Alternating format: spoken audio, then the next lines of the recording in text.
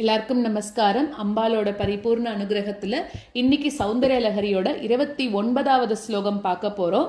அதாவது பரமேஸ்வரியின் மகிமைன்னு சொல்லலாம், ஈசனை தேவி எப்படி வரவேற்கிறா அப்படின்னு சொல்லலாம்.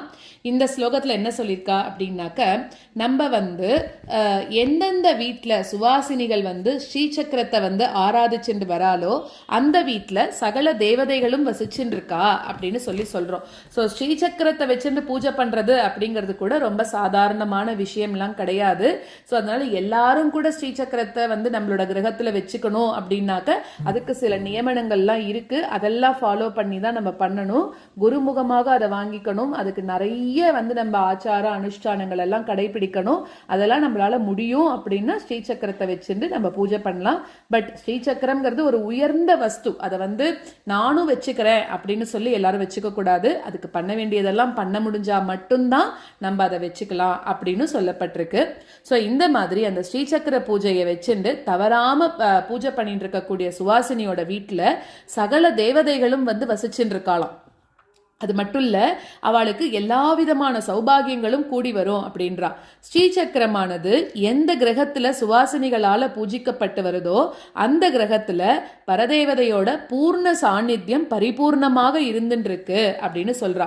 அதாவது அந்த பரதேவதைய சுவாசினியானவள் பூஜிச்சா அப்படின்னாக்க பரதேவதைக்கு ரொம்பவும் சந்தோஷம் ஏற்படுமா. அந்த கிரகத்துல எப்பவுமே அவர் இருந்துட்டே இருப்பாளாம். சோ அப்படி இருக்கும்போது அந்த கிரகத்துக்கு லலிதாம்பிகா சதனம் அப்படின்னே பேர் வந்துடுமா. அப்போ பிரம்மா, விஷ்ணு, இந்திரன் இவா எல்லாரும் என்ன பண்றா, அம்பாளை பார்க்கணும் இல்லையா, அதனால அந்த வீட்டுக்கு அந்த கிரகத்துக்கே வராளாம் தேவியை சேவிக்கணும் அப்படிங்கிறதுக்காக.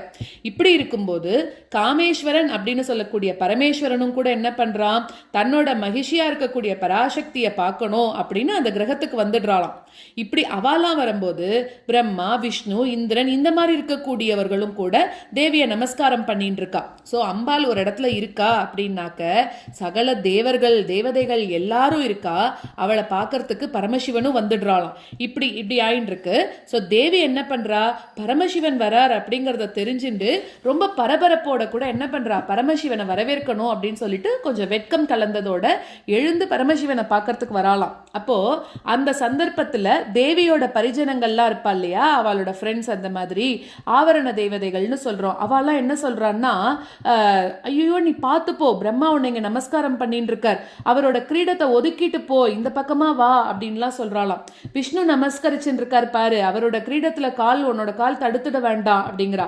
அதுவும் அங்க பாரு இந்திரன் ஒன்னு நமஸ்கரிச்சுட்டு இருக்கான், அந்த கிரீடத்தை ஒதுக்கிட்டு இந்த பக்கமா வா அப்படின்னு சப்தங்கள் எந்தெந்த சுவாசினிகள் எந்தெந்த தேசத்துல எந்தெந்த பாஷை பேசுறாளோ அந்தந்த பாஷையில அவளோட காதுல படுமா. அதாவது உண்மையான பக்தியோட அந்த ஸ்ரீசக்கர பூஜையானது நடந்துட்டு இருந்தாக்க. இப்ப நம்ம இதுல என்ன படிக்கிறோம்னா, லலிதா தேவியை நம்ம வீட்டுல வச்சுட்டு நம்ம ஆத்துல வச்சுட்டு பூஜை பண்ணோம்னா லலிதா தேவியை தேடிண்டு நிறைய தேவதைகள், தேவர்கள், பிரம்மா, விஷ்ணு, சிவன் இப்படி எல்லாரும் அவளை தேடிட்டு வந்துடுறா. அப்படி அவளை தேடிட்டு வரும்போது எல்லாரும் நம்ம ஆத்துக்கு வந்த மாதிரி ஆயிடுறது இல்லையா.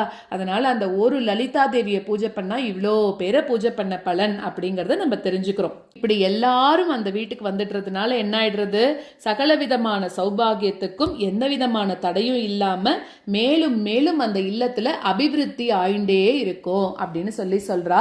ஸோ அதனால தொடர்ந்து பூஜை பண்ணிட்டே இருந்தாக்க மேல இருக்கக்கூடிய நம்ம சொன்ன எல்லாரையும் அந்த ஒரு சுவாசினியால தரிசிக்கக்கூடிய பாக்கியம் கூட கிடைக்கும் அப்படின்னு சொல்றா.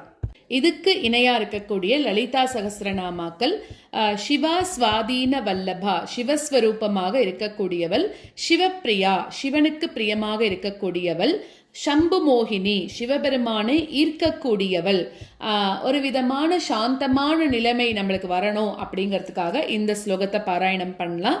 இதுக்கு நிவேதனம் சர்க்கரை பொங்கல்.